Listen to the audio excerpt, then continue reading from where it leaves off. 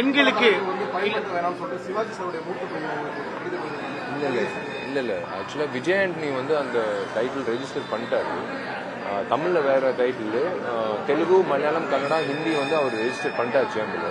But அது தாண்டி வந்து அவங்க பேனர்ல சிவகார்த்திகேயன் படம் வந்து தெலுங்குலயும் ரிலீஸ் பண்ணிட்டாங்க டீசர். பட் ஐ திங்க் ஒரு சமரசம் தேவ் கம் டு அண்டர்ஸ்டாண்டிங்.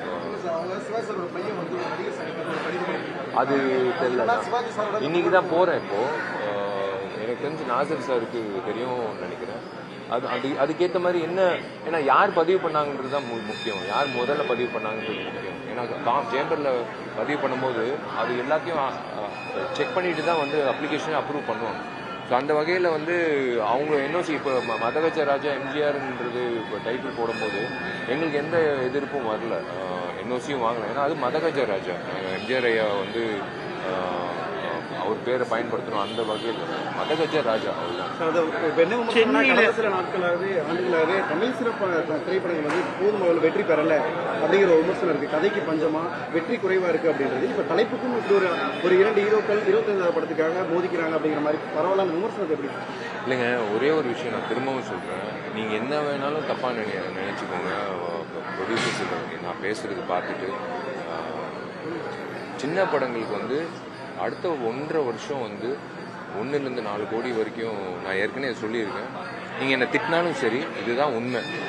போன வாரம் 6 படம் ரிலீஸ் ஆச்சு. நீங்கள் தயவு செஞ்சு விசாரிச்சுக்கோங்க. இந்த 6 படத்தோட என்ன செலவு பண்ணியிருக்காங்க, எவ்வளோ வருமானம் வந்திருக்கு, எவ்வளோ படங்கள் வந்து சேட்டலைட் ஓடிடி விற்காமல் இருக்குது, எவ்வளோ படங்கள் வந்து 1 கோடிக்கு மேலே வந்து ஷேர் வந்திருக்கு தமிழ்நாட்டில்ன்றது நீங்கள் செக் பண்ணிக்கோங்க. ஏன்னா ஆடியன்ஸ் பொறுத்த வரைக்கும் அவங்க சம்பாதிக்கிற காசில் அவங்களோட விருப்பம்தான் எந்த படம் போய் பார்க்கணுன்றது. நம்ம திணிக்க முடியாது. இன்னும் 6 படம் ஒரே நாள் ரிலீஸ் ஆகும்போது அவங்க வந்து ஒரு படத்துக்கு தான் போக முடியும். அதுவும் வந்து இன்னைக்கு இன்றைய காலகட்டத்தில் ஒரு படத்தை போய் திரையரங்கத்தில் பார்க்கணுன்னா ஒரு சராசரி ஒரு குடும்பம், மிடில் கிளாஸ் குடும்பம், 4 பேர் 2 குழந்தைங்களோட புருஷன் பொண்டாட்டி போனால் ஒரு 4000 ரூபாய் ஆகுது, 4000 ரூபாய் 5000 ரூபாய் ஆகுது. அவங்க திரும்பவும் அடுத்த வாரம் வந்து போய் படம் பார்க்க மாட்டாங்க. அவங்களுக்கு வந்து என்ன சாய்ஸ்னா அடுத்து உணவு, நல்ல உணவு கொடுக்கணும், ரெஸ்டாரண்ட் போய் சாப்பிடணும், அப்படி ஆயிடுச்சு. உண்மையிலே சொல்ல போனால் we have been pushed to second option. எல்லாரும் எப்படியோ 4 வாரம் கழிச்சு ஓடிடியில் வந்துடும், எல்லாம் 8 வாரம் கழிச்சு வந்துடும் டிவியில், நம்ம அப்போ பார்த்துக்கலாம்.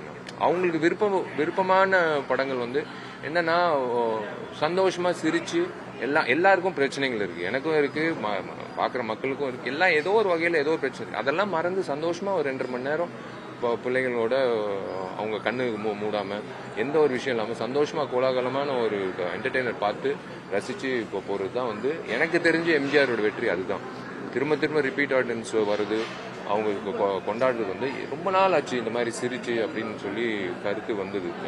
நான் விசாரிச்சது தியேட்டர் ஓனர்ஸ், தியேட்டர் மேனேஜர்ஸ் எல்லாரும் இதுதான் வந்து அவங்க எதிர்பார்க்குறாங்க. ஸோ சின்ன படங்கள் வந்து சூதானமா நீங்க தயவு செஞ்சு ஒரு நல்ல ஒரு யாராவது அட்வைஸ் கேட்டு உள்ள வாங்க. நீங்க எப்படி அணுகணும், யாரை வந்து அணுகணும், சேட்டலைட்டுக்கோ ஓடிடிக்கோ எதுவுமே தெரியாம பிளைண்டா ஒரு படம் எடுத்தீங்கன்னா வந்து கண்டிப்பா நீங்க வந்து கிணத்துல தான் காசு விடுற மாதிரி. இதுக்கு ஒரு கைட்லைன்ஸ் உருவாக்கணும்னு நினைக்கிறீங்க சார் ப்ரொடியூசர் கவுன்சில்? அவங்க கண்டிப்பா பண்ணணுங்க. அவங்க நான் தான் சொன்னேனே, நடிகர் சங்கம் அது பண்ணக்கூடாது. ப்ரொடியூசர் கவுன்சில் நான் என்ன பொறுத்த வரைக்கும் நான் ஓப்பனா சொல்றேன், எதுக்கு நீங்க இத்தனை சங்கம் வச்சிருக்கீங்க? ஆக்டிவ் ப்ரொடியூசர் கவுன்சில் எல்லாம் சேர்ந்து ஒரு ஒரு முடிவுக்கு வாங்க. நிறைய விஷயங்கள் இருக்கு, நிறைய விஷயங்கள் நிறைவேற்றலாம். எவ்வளோ சொல்லியிருக்கேன். அவங்க தான் ப்ரொடியூசர் கவுன்சில் நினைச்சா கண்டிப்பா வந்து ஒரு நல்ல ஒரு முற்றுப்புள்ளி வைக்கலாம். இந்த தோல்வின்றது சின்ன படங்களுக்கு டேட்டு கிடைக்காம, கரெக்டான திரையரங்கு கிடைக்காம, காலையில் 9 மணிக்கு ஷோ கொடுக்கும். அவங்களுக்கு என்னன்னா, சார் உங்க படம் 150 தியேட்டர்ல ரிலீஸ் பண்றோம், அவங்களுக்கு ஹாப்பி. ஆனா என்ன பிரச்சனை, 150 ஷோ தான் வருது. 6000 ஷோ 150னா ஆமா 600 ஷோவா? 600 ஷோ வந்து வர வேண்டியது வந்து ஒரு நாளைக்கு ஒரு 150 ஷோ தான் வருது. 9 மணிக்கு நீங்க வந்து மல்டிபிளெக்ஸ்ல ஷோ கொடுக்குறீங்க சின்ன படங்களுக்கு. யார் வருவாங்க 9 மணிக்கு? அது வந்து அதான் ஒரு கிளாரிட்டி வேணும். ப்ரொடியூசர் கவுன்சில் வந்து கிளாரிட்டி கொடுக்கணும்.